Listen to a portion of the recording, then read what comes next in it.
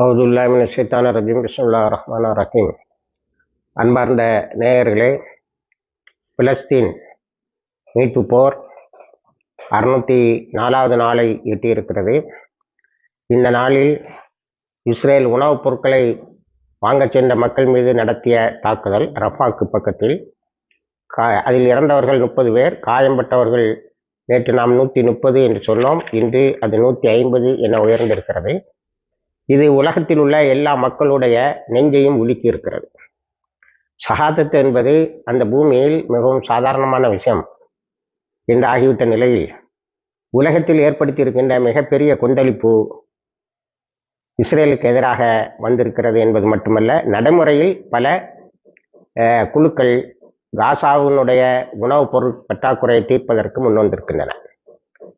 இதில் கலிபோர்னியாவை சார்ந்த பாலஸ்தீன மக்கள் சிலர் ஏற்கனவே அங்கே வாழ்ந்து கொண்டு இருக்கிறார்கள். கலிபோர்னியா என்பது அமெரிக்காவினுடைய ஒரு மாவட்டம், ஒரு மாநிலம். அங்கே உள்ள சிலர் ஒரு எய்டு ஏஜென்சியை தொடங்கி இருக்கிறார்கள். உதவி செய்யும் ஏஜென்சியை ரொம்ப காலமாக நடத்தி வருகிறார்கள். ஹலா சபா டீம் என்று அதற்கு பெயர். அவர்கள் இப்பொழுது நேரடியாக தண்ணீர், மருந்து, உணவு மூன்றையும் கொடுப்பதற்கு தயாராகி உலகெங்கும் இருந்து அவர்களுக்கு நிறைய நன்கொடைகள் வந்திருக்கின்றன. அந்த நன்கொடைகளை அப்படியே பொருளாக மாற்றி அனுப்பியிருக்கிறார்கள். 46 லிட்டர் $46 1000 லிட்டர் தண்ணிக்கு தேவைப்படுகிறதா? இருந்தாலும் பரவாயில்லை, அதை செலவு செய்து அந்த மக்களுக்கு கொண்டு வந்து சேர்த்திருக்கிறார்கள். இது உணவுப் பொருட்கள் பற்றாக்குறையை மிகப்பெரிய அளவில் குறைக்கும் என்று சொல்லி இருக்கிறார்கள். அடுத்தது, ரஃபாவின் கீழ் எகிப்து செய்கின்ற அண்டர் கிரவுண்ட் உதவி என்று சொல்ல வேண்டும். நிறைய உணவுப் பொருட்கள் வந்திருக்கின்றன. அதை முதலில் அமெரிக்கா ஏலமிட்ட சுவிட்சர்லாந்து கம்பெனி நத்தியானோட நண்பன் வழியாக அவர்கள் டிஸ்ட்ரிபியூட் பண்ண இடத்துல தான் இந்த ஒரு தடவை அந்த விநியோக மையத்தை மக்கள் எல்லாம் சவுட்டு மிதித்து மேலே ஏறி வந்துட்டான். இருக்கிற உணவை அள்ளி கொண்டு ரஃபா பக்கத்தில் அவர்களை வர வைத்து தாக்கி அழித்தது தான் மிகப்பெரிய வேதனையானது. இப்பொழுது ரஃபாவிலும் அந்த உணவுப் பொருட்கள் கிடைப்பதற்கு ஏற்பாடு செய்திருக்கிறார்கள். அடுத்தால இன்னொன்று, சமீர் ப்ராஜெக்ட் என்ற ஒரு கம்பெனி உணவுப் பொருட்களை கொண்டு வந்து சேர்த்து உணவுப் பொருட்களை உள்ளேயே ஏற்பாடு செய்திருக்கிறது. அது எப்படி வருகிறது என்பதை பற்றி ஹலால் சபாவும் சமீர் ப்ராஜெக்டும் எப்படி கொண்டு வந்து உணவு சேர்க்கிறார்கள் என்பதல்ல. இதே போல நூற்றுக்கணக்கான பல அமைப்புகள், சின்ன சின்ன அமைப்புகள் உணவுப் பொருட்களை கொண்டு வந்து சேர்க்கின்ற மாபெரும் வேலையை செய்திருக்கின்றது. இது காசாவுக்கும் இஸ்ரேலுக்கும் நடந்த பல்வேறு யுத்தங்களிலும், அதாவது இந்த 78 ஆண்டு காலமாக நம்ம பார்க்காத பல விலைகள். இதில் இன்னொன்று,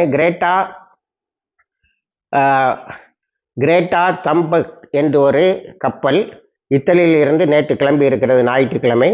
அது காசாவை வந்து சேருவதற்கு 7 நாட்கள் ஆகும். அதுவும் உணவுப் பொருட்களும் மருந்துகளையும் மருந்து, தண்ணீர் இவற்றையும் கொண்டு வந்து சேர்ப்பதற்காக வருகிறது. அது கடலில் வரும்போது அதை தாக்க இஸ்ரேல் முயற்சி செய்யும் என்பதுதான் எதிர்பார்ப்பு. ஆனால் ஹூத்திஸ் அதை வார்ன் பண்ணிட்டாங்க. அந்த ஏதாவது பண்ணேன்னா நாங்கள் விட்டு வைக்க மாட்டோம்ங்கிற மாதிரி ஒரு அறிக்கையை கொடுத்திருக்கிறார்கள். ஆகவே அது இந்த ஃப்ளோட்டிலா முன்னாடி நம்ம பேர்த்துன அதே மாதிரி அந்த ஒரு ஃப்ளோட்டிலா ஷிப்பில் தான் அதுவும் வருகிறது. அந்த காலத்தில் யுவானி ரெட்லி மருந்து கிடைக்காமல் காசாவின் மக்களையும் பாலஸ்தீன மக்களையும் அவர்கள் சாவடித்த நேரத்தில் ஒரு கப்பலில் தன்னந்தனியாக கொண்டு வந்தார். அவர் மத்திய தரை கடலில் வரும்போது உன்னை அழித்து விடுவேன் என்று சொல்லும்போது அவர் சொன்னார், அதை எதிர்பார்த்து தான் நான் வருகிறேன் என்று சொன்னார். கடைசியில் காசாவுக்கு கொண்டு வந்து சேர்த்தார். இதை நாம் யுவானி ரெட்லினுடைய வாழ்க்கையில் வைகரை வெளிச்சம் பத்திரிகையில் நாங்கள் நிறையவே பதிவு செய்திருக்கிறோம். அதன் பிறகு அவர் கொண்டு வந்து சேர்த்தார். அப்பொழுது நமது இந்து பத்திரிகை ஒரு தலைப்பு போட்டதே நான் அடிக்கடி உங்களுக்கு சொல்லியிருக்கிறேன். 23 அரபு நாடுகள் 23 வருடமாக சாதிக்க முடியாததை நேற்று 2 ஆண்டுகளுக்கு முன்னால் இஸ்லாத்துக்கு வந்த ஒரு சகோதரி சாதித்திருக்கிறார் என்று எழுதியிருந்தது. அதே போல லனா டஜான் என்ற ஒரு கூட்டம், என்ற ஒரு சோசியல் சர்வீஸ் குரூப்பு, அதுவும் உணவுப் பொருட்களை கொண்டு வருகிறது. ஆக உணவுப் பொருட்கள் பல்வேறு விதமாகவும் அந்த மக்களுக்கு வருகிறது. வந்து சேருகிறதோ இல்லையோ மிகப்பெரியதொரு அனுதாபத்தை உருவாக்கி இருக்கிறது அரபு நாடுகளை தவிர. அரபு நாட்டில் இருக்க எவனுக்கும் இந்த மாதிரி ஒரு சொலனை வந்ததாக தெரியவில்லை. அடுத்தது, காசாவில் நேற்று பல நேற்று நான் குறிப்பிட்டது போல பல முனைகளில் 8 முனைகளில் தாக்குதல் அது இன்னும் தொடர்ந்து கொண்டே இருக்கிறது.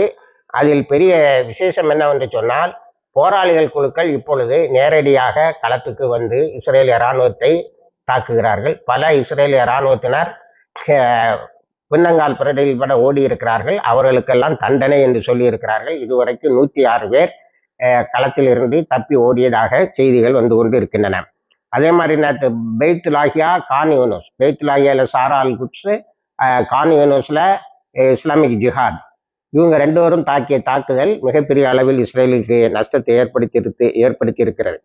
இதில் இஸ்ரேல் ஒரு கள்ளத்தனத்தை ஏற்பாடு பண்ணி இருக்கிறது. ஒரு அரபு ஃபோர்ஸை உருவாக்கி இருக்கிறது.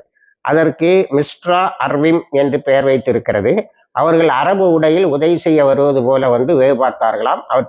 அவர்களை எல்லாம் நமது ஹமாஸ் போராளிகள் கைது செய்து இருக்கிறார்கள். ஏற்கனவே உணவுப் பொருட்களை திருடிய கூட்டத்தை கைது செய்து கையில் வைத்திருக்கிறார்கள். அவர்களிடத்தில் இருந்த உணவுப் பொருளையும் பணத்தையும் அவர்கள் மீட்டெடுத்திருக்கிறார்கள். அதே போல இப்பொழுது இந்த அரபு செக்யூரிட்டி போர்ஸ் மாதிரி வந்ததையும் கைப்பற்றி இருக்கிறார்கள். இப்படி பல்வேறு விதமான யுக்திகளையும் கையாக கொண்டு அதை அந்த ஹாஸ்டேஜஸ் அழைத்து செல்லப்பட்டவர்களை அதை காப்பாற்றி விடலாம் என்று எண்ணுகிறது. ஆனால் ஹமாஸ் போராளிகள் சொல்லிவிட்டார்கள், அவங்கள பக்கத்தில் நெருங்கினா வரக்கூடிய எல்லாரையும் நாங்கள் அழித்து விடுவோம் என்று ஏற்கனவே எச்சரித்திருக்கிறோம், அதை தெரிந்து கொள்ளுங்கள் என்று சொல்லி இப்பொழுது மிட்ஸா அர்விம் என்று வந்த அந்த அரபு உடையில் வந்தவர்களையும் கைது செய்து இருக்கிறார்கள். அடுத்தது, நேற்று சுஜயாவில் அடித்த அடியில் இஸ்ரேலிய இராணுவத்தினர் மிகப்பெரிய இழப்புகளை சந்தித்திருக்கிறார்கள். ஹெலிகாப்டரை கொண்டு வந்து இரவில் ஹெலிகாப்டரை கொண்டு வந்து ஆட்களை வெளியே எடுக்கிறதுக்கு முயற்சி இருக்கிறார்கள். இடிபாடுகளில் கீழே இருந்து வரவில்லை. இதில் என்ன பெரிய ட்ராஜடினா, 3 வீடுகளை குடியிருந்தவர்களை ஏற்கனவே அல் குஸ் பிரிகேட்ஸு அந்த பில்டிங்கை அடித்து குண்டு வச்சு தகர்த்து கொலை செய்து விட்டார்கள். ஆனால் இஸ்ரேல் பின்னாடி தாக்க வரும்போது இஸ்ரேல் F-35வும் அதுக்கு மேலே குண்டை போட்டிருக்கு. அப்படி இஸ்ரேலிய இராணுவத்தினரை இஸ்ரேலே கொலை செய்து இருக்கிறது. இது மிகப்பெரிய ஒரு கிளர்ச்சியை ஏற்படுத்தி இருக்கின்றது. அடுத்தது, நாம் ஹூத்திஸுடைய தாக்குதலுக்கு வருவோமானால், நேற்றும் 30 தாக்குதலை நடத்தி இருக்கிறது இஸ்ரேல் காசாவில். அதில் இதுவரைக்கும் ஷஹீதானவர்கள் எண்ணிக்கை 54,418 என ஆகிவிட்டது. காயம்பட்டவர்கள் 1,24,190 என்று உயர்ந்திருக்கிறது. அடுத்தது ஹூத்திஸோட தாக்குதல் தான் நேற்றும் இன்றைக்கும் மிக பெரிதாக பேசப்படுகிறது. ஹூத்திஸ் நாங்கள் உங்களுக்கு சம்மர் சர்ப்ரைஸ் காத்திருக்கேன்னு சொன்னதை தொடங்கி இருக்கிறார்கள் என்று நினைக்கிறோம். இப்போ தனி பாலஸ்தீன நாடு வேண்டும் என்று உலகத்தில் உள்ள 143 நாடுகள் அங்கீகரித்தது மட்டுமல்ல, பல நாடுகள் வந்து அதுக்கான இடத்தையும் ஒதுக்கி ஹெப்ரானு அந்த ஏரியா ஐக்கிய நாடுகள் சபை அன்னைக்கு பிரித்து கொடுத்தது. மீதி எல்லாம் இஸ்ரேலுடைய ஆக்குபேஷன், அதாவது ஆக்கிரமிப்பில் இருப்பது. என்ன சொன்ன உடனே இவன் வெஸ்ட் பேங்கில் 22 ரகசிய செட்டில்மெண்ட்டை கொண்டு வந்தான். அதை ஹூத்திஸோட தாக்குதலுக்கு பிறகு அந்த கன்ஸ்ட்ரக்ஷன் ஒர்க்கு நின்று இருக்கு, அவ்வளோதான். அடுத்தால ஹெப்ரானில் தொடங்கியிருக்கான். நேற்று ஹெப்ரான்லையும் தாக்கியிருக்காங்க.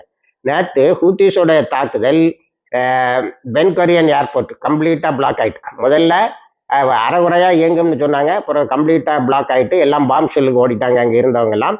அடுத்தது Tel Aviv, Greater Tel Aviv, Jerusalem, East Jerusalem, Hebron, West Bank. அப்போ இவன் எங்கெல்லாம் தனி பாலஸ்தீனை அமைத்தால் எங்கெல்லாம் அந்த ஸ்டேட்டு எந்த இடங்கள்லாம் கவர் ஆகுமோ அந்த இடங்கள்லாம் புதுசாக செட்டில்மெண்ட் ஆரம்பிச்சுட்டா, அதை குடியேற்ற பகுதிகளை ஆரம்பித்து விட்டால் வராதுன்னு நினைக்கிறான். அங்கெல்லாம் இப்போ ஹூத்திஸ் சரியாக தாக்கி கொண்டு இருக்கிறார்கள். அடுத்தது, ஹூத்திஸோடைய கடல் பிளாக்கேடு அதிகமாக இருக்கனால நேற்று கடலோரத்தில் இருந்த, அதாவது இஸ்ரேலுடைய பீச் ஓரத்தில் இருந்த எல்லோரும், காசால மட்டுமில்ல பீச் ஓரத்தில் இருந்த இஸ்ரேல் பீச்சில் இருந்த எல்லாருக்கும் நேற்று அங்கே ஒரு சைரன் சத்தம் கேட்டிருக்கு, எல்லாரும் பதுங்கு குழிகளுக்கு போய்விட்டார்கள்.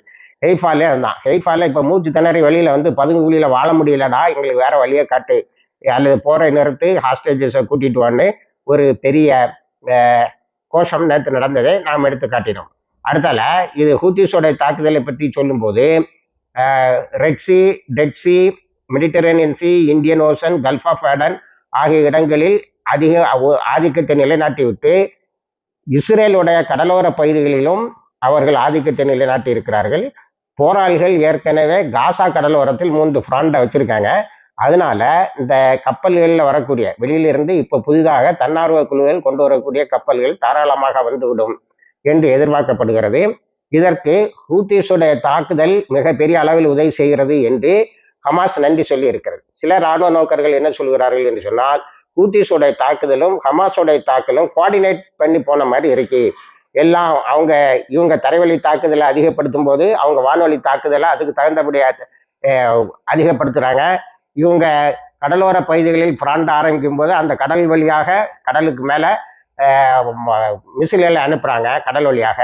அதனால இஸ்ரேலிய கப்பல்களோ எதுவும் அந்த பக்கம் வர முடியாம திணறுது. வான்வழி தாக்குதலுக்கும் இப்போ F-35க்கும் பதில் கண்டுபிடிச்சிட்டோங்கிறாங்க. அதனால என்ன சொல்றாங்கன்னா, இஸ்ரேலிய பத்திரிகை சேனல் 14 ஒரு இதை போட்டிருக்கு. அதுல போராளிகள் ஹமாஸாக இருக்கட்டும் அல்லது ஹூத்திஸாக இருக்கட்டும், இப்போ ஹூத்திஸ்ன்னு கூட சொல்லக்கூடாதுங்கிற எமனி ஃபோர்ஸ்ன்னு தான் சொல்லணுங்கிறாங்க. அந்த 2 பேரும் மாரல் சுப்பீரியாரிட்டி அதிகமாக இருக்கு. அவங்க இவ்வளவு கஷ்டங்களுக்கு இடையிலையும் பிரிசிஷன் தாக்குதல் தான் மேற்கொள்றாங்க. கண்ணா பின்னான்னு இஸ்ரேலை போல மக்கள் கூடிய இடமெல்லாம் குண்டு போட்டு மக்களை பிணமாக்குவதில்லை. இன்னும் இஸ்ரேலுடைய இன்ஃப்ராஸ்ட்ரக்சர் தான் அடிச்சுட்டு இருக்கிறாங்க. பெரும்பாலான இன்ஃப்ராஸ்ட்ரக்சர் அழிந்து விட்டது என்று சேனல் 14 சொல்லுது. ஆனால் அந்த லிஸ்ட்டை ஹூத்திஸும் வெளியிடலை, இஸ்ரேலிய இராணுவமும் வெளியிட இல்லை. ஆக வெஸ்ட் பேங்கு இப்போ ஹூத்திஸ் கண்ட்ரோலுக்குள்ள வருது. ஹெப்ரான், ஜெனினே, துல்காராம், ஜெரிச்சோ ஆகிய இடங்களில் வந்த குடியிருப்புகளை எல்லாம் வான்வழி தாக்குதல் வழியாக பல்வேறு இடங்களிலும் சைரன் சத்தம் உண்டு. இப்போ ஹூத்திஸ் ஒரு புதிய மிசில் சிஸ்டத்தை கண்டுபிடிச்சிருக்காங்க. அதில் என்ன சொல்றாங்கன்னா, அவர் new missiles will fragment upon interception. அதாவது இந்த தட்டு இதெல்லாம் கொண்டு போய் அதை இன்டர்செப்ட் பண்ணியாச்சுன்னா அது அப்படியே சின்ன பின்னமாக உடஞ்சி பல்வேறு இதாக தாக்குமா. அதனால பல இடங்கள் தாக்கும். இப்போ நாங்கள் அனுப்புறது ஒரே இலக்கை நோக்கி, நீங்கள் அதை இன்டர்செப்ட் பண்ணால் அது பிரிஞ்சு போய் தாக்கும். அந்த மாதிரி ஒரு இதை நாங்கள் அனுப்பியிருக்கிறோம் என்று இஸ்ரேலுக்கு எச்சரிக்கை விடுத்து அந்த இதையும் அனுப்பியிருக்காங்க. நேற்று இஸ்ரேலுடைய போலீஸுக்கு எங்கெல்லாம் இந்த ஃப்ராக்மெண்டட் இதில் காயம்பட்டவர்கள் இருக்கிறார்கள் என்று தேடி 30 பேரை கண்டுபிடித்து இருக்கிறார்கள். ஆகவே இது ஒரு பெரிய சைக்காலஜிக்கல் டெரரை இஸ்ரேலிய மக்களிடத்தையே இந்த ஹூத்திஸோடைய இந்த புதிய மிசில் ஏற்படுத்தி இருக்கிறது. இணைந்திருங்கள். எல்லா தகவலையும் தருகிறோம். வாய்க்கிறதவான அல்ஹம்துலில்லாஹ்.